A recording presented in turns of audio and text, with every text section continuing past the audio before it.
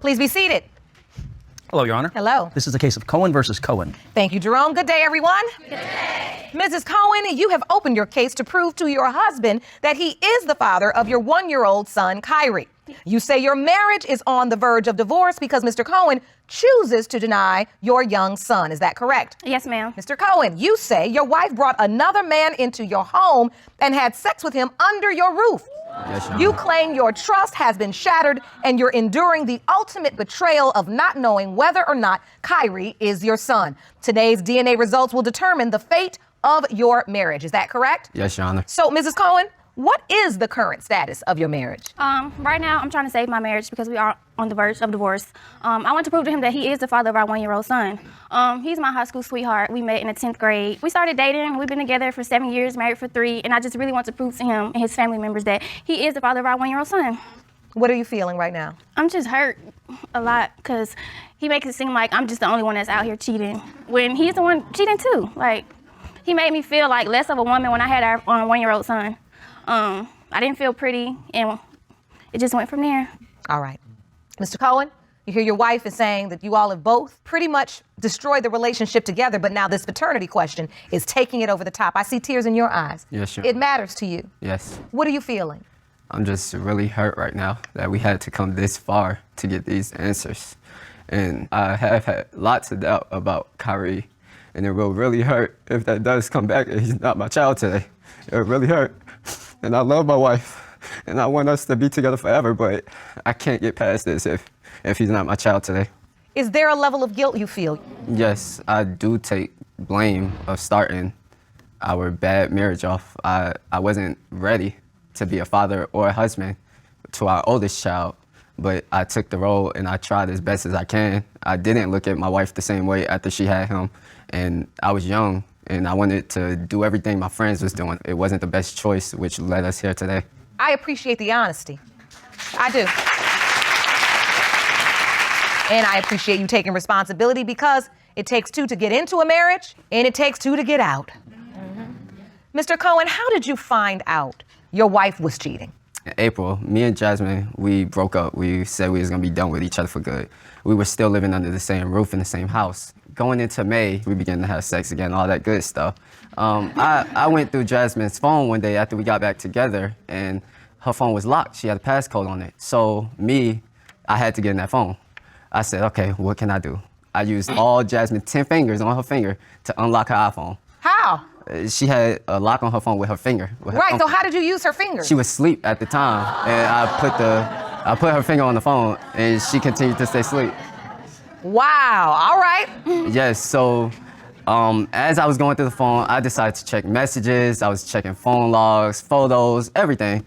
So I was like, oh, my wife's not cheating no more. We're about to be happy. I was about to lock the phone. Right when I was about to lock the phone, I opened up the notes in her phone, and I seen my name at the top. I was like, let me click on this note. Why is my name there? I clicked on the note, and there was 2 other names under my name. I instantly realized that was the people Jasmine had been intimate with because my name was first, which I took Jasmine's virginity, and there was another name under it of a guy who I knew she slept with while we was on a break. This was when we was younger. But then there was a third name. I knew nothing of that name. So I went straight to Instagram, typed in the name, and You were busy. And you were doing this all in the middle of the night?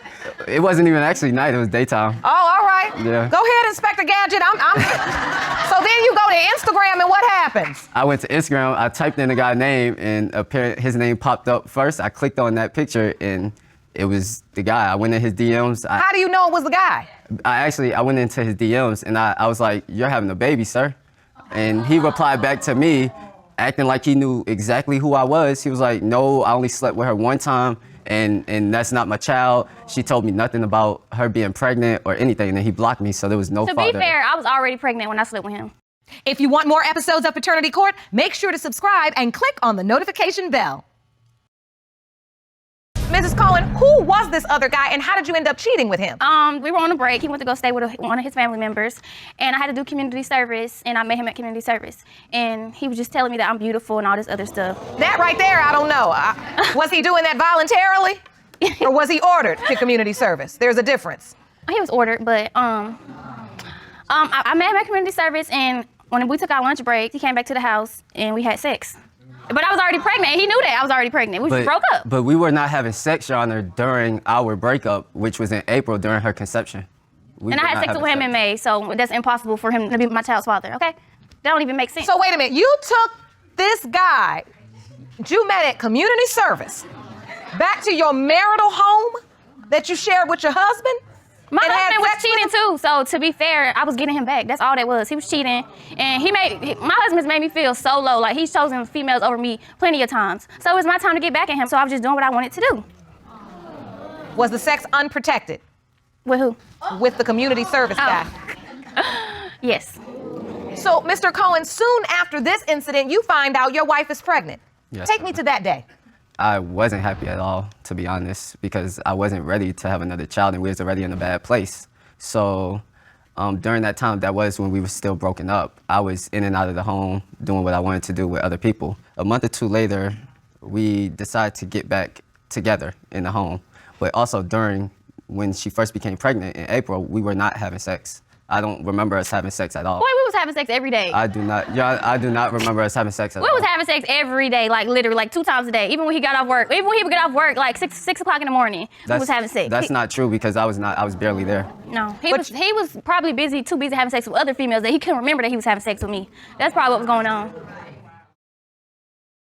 But if your husband's testimony is correct and you weren't having sex in April because you all said you were on this break, and Kyrie was born on January 5th, when you count back, January, 9 months, that goes back to the period of time when he says you weren't having sex. But we were. I do not remember us having sex, Your Honor. You are funny. I promise you I don't remember it. So in addition to the timeline, Mr. Cohen, you claim you have medical proof. Yes, Your Honor. You have a reason to doubt the paternity of Kyrie. Yes, Your Honor. What is that? I have type 2 diabetes, and I didn't have no insurance at the time, so it was uncontrolled, meaning my sugars were always high. So every time I would ejaculate, my semen would become weird, and it can't travel right. So how I get pregnant, Corey? Well, I was about to say, you all do have another child together, right? Yes, Your Honor. I didn't have diabetes at the time. So because of this is very interesting, I do want to call on a medical expert. Jerome, will you please escort Dr. Eddie Richardson Jr. into the courtroom? Yes, Your Honor. Go right up to the witness stand next to the judge.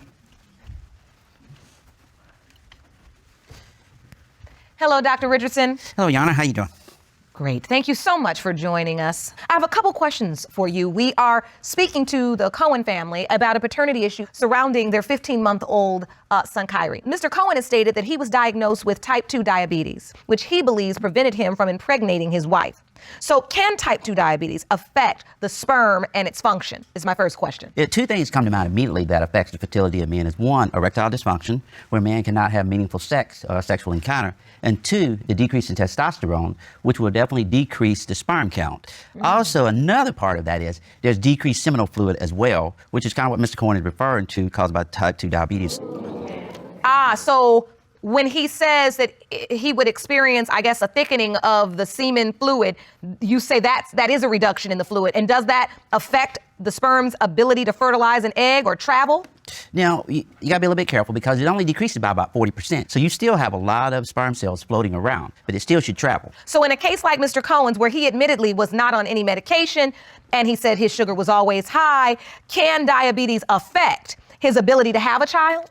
Absolutely. That part is correct because there's a couple things that go in. Not only do you have the decreased sperm cell count, you also got to look at how long he had it, and I think it's been a couple of years. You got to look at whether his blood sugar was controlled or not. That's going to affect how it works. And then how healthy he was leading up to it. But still, men that have decreased sperm cell count as well as diabetes are able to father a child. All right. So the truth is, even though it's less likely than a healthy male, it is still possible. Absolutely. Because, it only takes 1 sperm cell to fertilize eggs. All right. You hear that? So after hearing this testimony, Mr. Cohen, do you feel differently about your paternity doubts? She still slept with another man, so there's still doubt inside of me. So, Ms. Cohen, have you remained in touch with this other man? No. Why would I do that? That was nothing. I just want to prove to him and his family, because his family treats my baby completely different than our first child. Like, when I had him, they didn't post him on their Facebook. They didn't buy him nothing for his birthday. Like, they treat him different than my other son that we have together. I know that in their heart, they don't believe that this is their blood. So I just want to prove to them, really them. It's not more so him, because I already know who my baby daddy is. And I was in foster care up until I turned 18, and I signed myself out. So I really don't want my children to have that type of life, because we've been through so much. And I really applaud my husband for stepping up and being there for his kids and being a great husband, because he really is a great husband and a father.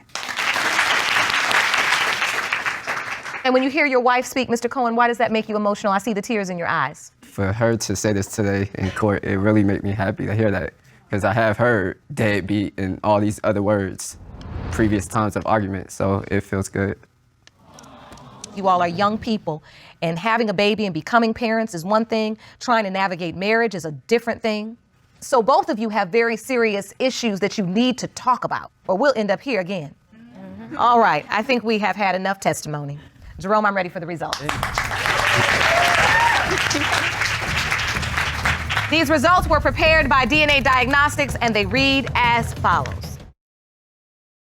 In the case of Cohen versus Cohen, when it comes to 15-month-old Kyrie Cohen, it has been determined by this court.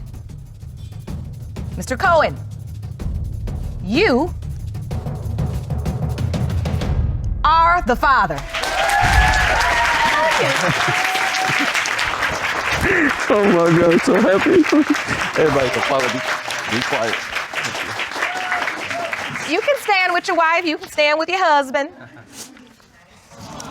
I'll tell you, I mean, some of the best life lessons come from the hugest mistakes.